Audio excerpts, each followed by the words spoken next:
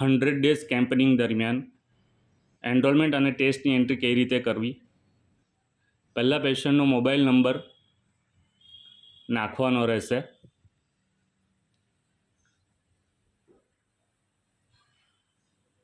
અને ત્યારબાદ ખાસ ધ્યાન રાખવાનું છે કે એક્ટિવ, આમાં પેશિવ આપણે સિલેક્ટ કર્યું છે, પણ આપણે એક્ટિવ કેસ ફાઇન્ડિંગ સિલેક્ટ કરવાનું રહેશે, ખાસ ધ્યાન રાખવું.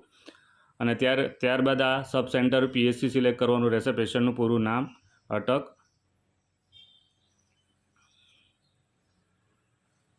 ઉંમર,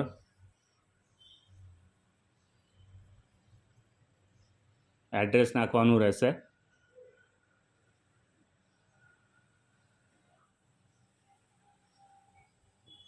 સબ સેન્ટર સિલેક્ટ કરવાનું રહેશે. પિનકોડ નંબર, ટ્રાઇબલ કે રૂરલ હોય તો એ સિલેક્ટ કરવાનું રહેશે.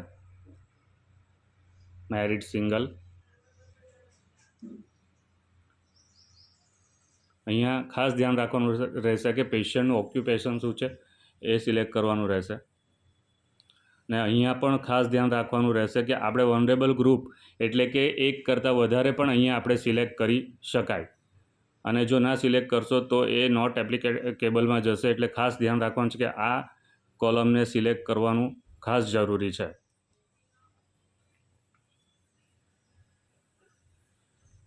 HIV સ્ટેટસ નોટ રિએક્ટિવ હોય તો એ નાખવાનું.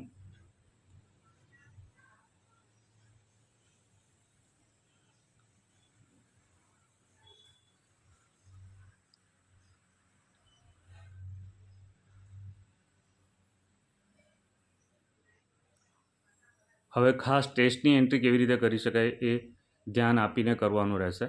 આ રીતે આઈડી જનરેટ થશે, પછી ત્યારબાદ ટેસ્ટની એન્ટ્રી કરવાની રહેશે.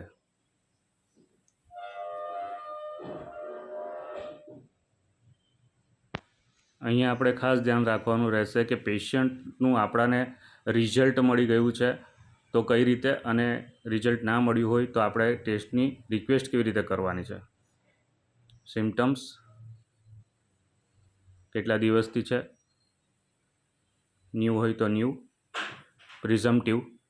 અને નાટ અને સીબી નાટનું રિઝલ્ટ, નાટનું રિઝલ્ટ અને એક્સરેનું રિઝલ્ટ આવ્યું હોય તો તે સબ સેન્ટર, જ્યાં આપણે એક્સરે કરાવ્યું હોય ત્યાં. ને રિઝલ્ટ આવી ગયું હોય તો પ્રેઝન્ટમાં ટીક કરવાનું છે, અને જો રિઝલ્ટ ના આવ્યું હોય તો એબ્સન્ટમાં ટીક કરીને ટેસ્ટ રિક્વેસ્ટ કરવાની છે. આ ખાસ ધ્યાન રાખવું.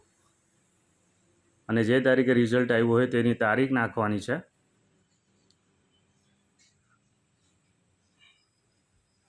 અને ખાસ ધ્યાન રાખવું કે પોઝિટિવ હોય તો ક્લિનિકલી ડાયગ્નોસિસ TB, અને જો નેગેટિવ હોય તો નોટ સજેસ્ટિવ TBમાં સિલેક્ટ કરવાનું રહેશે. આ વસ્તુ ખાસ ધ્યાન રાખવાની રહેશે, જેથી કરીને આપણી આ એન્ટ્રી સંપન્ન થશે.